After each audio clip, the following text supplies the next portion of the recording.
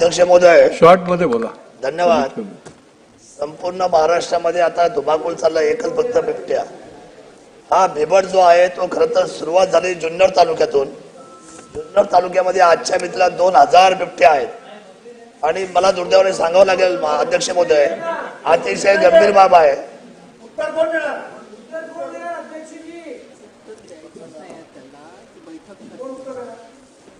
उत्तराचा विषय नाहीये, त्यांना फक्त मांडायचंय. त्यांना अध्यक्षांनी परवानगी दिलेली होती. 4 नंबर लक्षवेधीवर ते मांडून बैठकीमध्येच त्याचं उत्तर मिळणार आहे, परंतु त्यांना मांडायचंय, त्यांना परवानगी दिली आहे म्हणून त्यांना आपण बोलायची परवानगी दिली आहे. बोला तुम्ही बोला. अध्यक्ष महोदय, हा अतिशय संवेदनशील विषय आहे. मला आपल्याला फक्त एकच सूचित करायचं आहे, वाघ आणि बिबट्यामध्ये काय फरक आहे.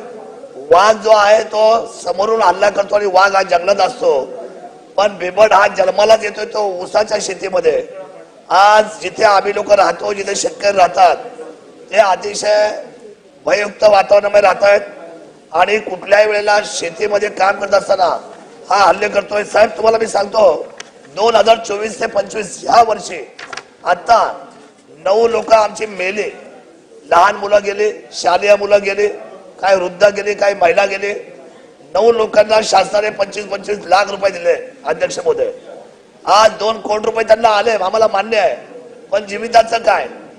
हा जो प्राणी आहे हा आहे तो मांजर प्रजातीचा आहे अध्यक्ष महोदय, आणि हा शेड्यूल 1 मध्ये टाकलं, याला वाघ केलंय. म्हणजे मांजराच्या जातीला तुम्ही वाघ केलंय साहेब, ही कोणती पद्धत झाली. फॉरेस्टच्या खात्याने आणि वन खात्याने याची दखल घ्यावी.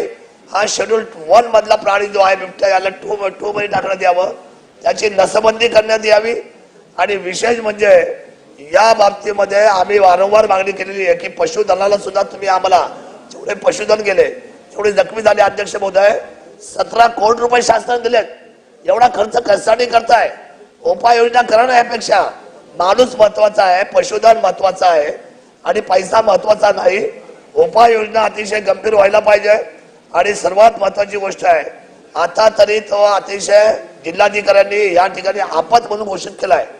जुन्नर, आंबेगाव, खेड, शिरूर या 4 तालुक्यांना सकाळची लाईट 3 फेज द्यायचा निर्णय केलाय साहेब. आबा आपत जर तुम्ही घोषित करून सुद्धा 3 फेज लाईट सकाळची का देत नाही. रात्रीच्या वेळेला तो आमचा जीव मुठीमध्ये घेऊन हा आमचा शेतकरी ज्या वेळेला पाणी भरायला शेतामध्ये जातो साहेब, या बाबतीमध्ये अजिबात संवेदनशील आपण ठेवली नाही का. माझी विनंती आहे, हा विषय रेकॉर्डवर ठेवत असताना या बाबतीमध्ये गंभीर उपाययोजना करावी अशी हात जोडून शासनाला विनंती आहे. धन्यवाद. जय शिवराय. लक्षवेधी